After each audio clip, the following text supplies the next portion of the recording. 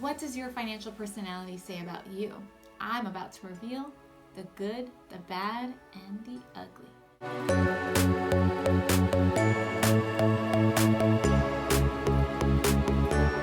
Hi everyone, welcome to the channel. My name is Heather, this is Dollar for Dollar. Thank you so much for watching. If you're brand new to the channel, we talk about personal finances here, everything from investing to budgeting, buying a home, and today we are going to talk about financial personalities. What does that mean for you?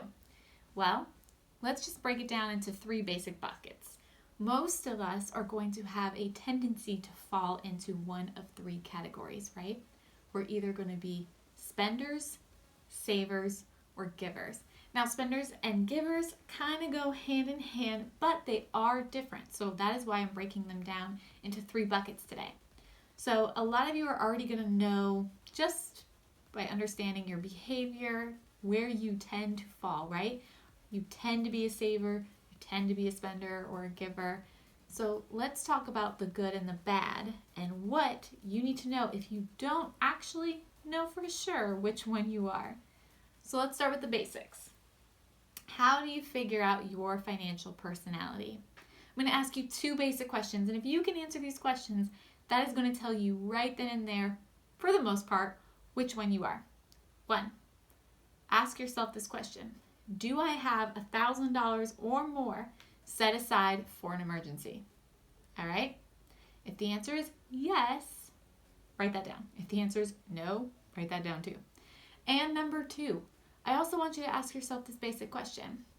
If I were to get $1,000 today, what would I do with it? You can take your time, you can think about it, but generally you have an idea of what you would do, right? And maybe you would do a couple different things with it, but I want you to think through what would be the largest portion of that. So if you said, okay, I'm going to take $1,000, I'm going to give half of it away, and then the other half I'm going to put in my retirement account. There you go, right there. And you have $1,000 in emergency fund. Voila, you are a saver, which shouldn't be a surprise to you. But if you said, hey, I really don't have an emergency fund, I may have $200 somewhere squirreled away, like under my mattress, and honestly, if I got $1,000 today, I would probably go blow it. You, my friend, are a spender. And if you also said, hey, I do have an emergency fund actually, but if I were to get $1,000, I would probably give most of that away, then my friend, you are a giver. So what does that mean? Well, the good news is there's no wrong to either one, all right? Whether you're a spender, a giver, or a saver, none of these would be the right personality or the wrong personality. However, it does reveal some things about you. And these are just things you need to be aware of, okay? Things that you can control. So, savers. Savers, it's great because you inherently have a desire to save money. You delay gratification usually, and you think through large purchases, even small purchases. You're always one to think through more in scarcity than abundance, so you're more likely to save.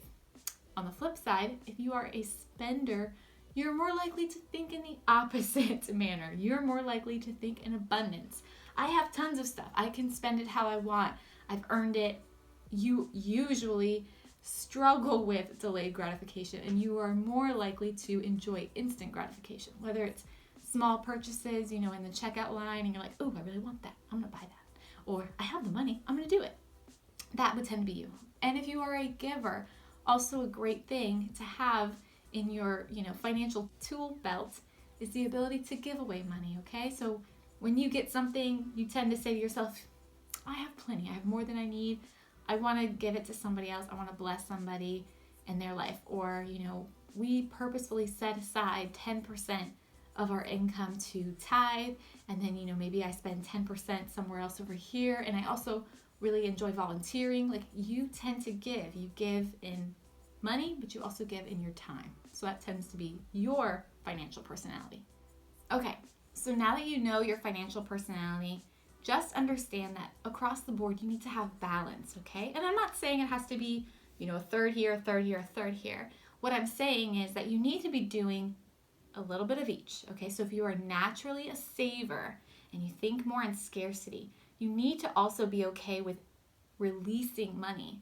tends to be the case with savers. They struggle with that release. Spenders tend to also be great at giving because the release of money doesn't actually bother them. They're okay with it. They're like, well, I'll spend money over here on something I want, but I don't mind giving away money to, my local charity or a church.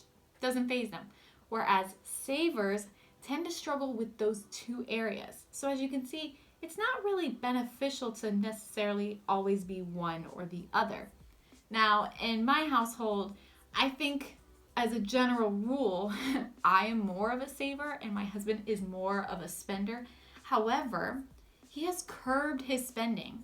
He's actually curbed it so much that for the entire time we were together and dating, I didn't even realize he was a spender until he kind of just like let me know, like, oh no, I actually really enjoy spending. I just understand that I need to be a responsible adult and save. So where he actually struggles with the spending part is saving for the future. He looks at it as, well, I don't know what's coming tomorrow. I have it today. So he's always struggled with that. Whereas for me, it's extremely important to be saving. And I actually want actively to be putting away more money, actively saving money for retirement. That is actually something that brings me, joy, happiness. It makes me feel secure, which I think is also rather common for women as a whole to feel that they're secure financially when they have money set aside. Side note. So you need to be doing all three. If you're a spender, you will struggle with saving, but it's okay. And I highly suggest that regardless of where you fall in the personality spectrum, you have a budget. And that is going to tell you right there where you naturally fall. And again, things change, depending on the situation. You may be a spender over here, but in this unique situation, you may really be into saving. So it can fluctuate, and it can fluctuate over time. Maybe right now you're super focused on saving for, kids' college. And so that is your priority. Or maybe you're super focused on paying off debt. So you're saving a bunch of money so you can have that financial freedom. It's totally okay. The biggest takeaway I want you to understand is that you need to know which one you fall into naturally so that you can work on the other areas. Okay, like I said, I'm naturally going to be a saver. So I struggle with more of the spending and the giving. Not that I don't do it. I do it. I actually enjoy it. But it's not something I naturally gravitate towards. I would rather save the money if I can. So hopefully this video has been really helpful for you guys. Leave me a comment below. Which one are you? Are you a giver, a spender, a saver? Maybe you're a combination of the three, but you tend to gravitate towards this one. I'd love to find out. So thank you so much for watching. Give this video a big like, smash that like button, and subscribe to the channel so you can see more content on topics like this one. Thank you so much. I will catch you on the next video.